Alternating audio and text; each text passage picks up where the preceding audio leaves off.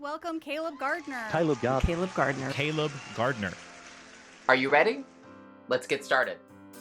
Society is changing underneath our feet in so many different ways. There's lots of data points that I could talk about, but how about the fact that only 50% of the world is actually plugged in and online? Isn't that fascinating? Only 51% of the world, according to the latest Internet Trends report. What happens when the rest of the world comes online?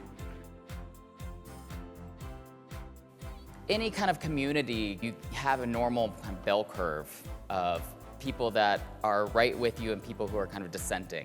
Like in this room, there are already people who are like, oh, that guy works for Obama, I've got to get his business card. It doesn't matter what else I say, you'll find me afterward because you're gonna love everything. And then there are some of you who are already tuning out because I'm talking about politics and you're like, oh, it's not really my thing.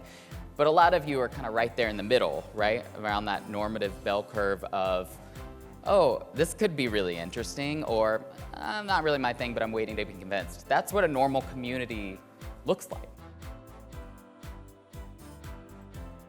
My first job was as a cashier at my local Walmart in Oklahoma. I saw some stuff.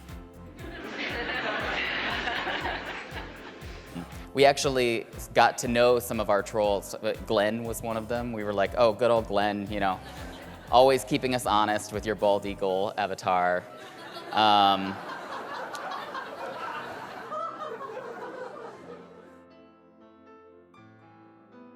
Business decisions, as they always have been, are really complex. We just know more about that complexity now.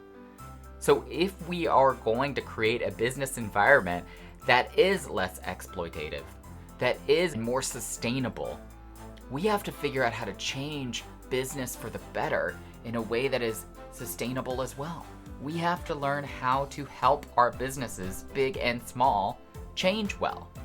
Which is why I wrote a book called No Point B that's about doing change better in the technology-driven, socially conscious, politically on fire world that we live in now. Everyone wants to be a positive leader for change.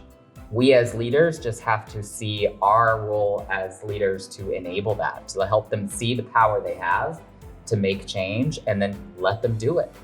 Enable your people to be change leaders and they won't disappoint you.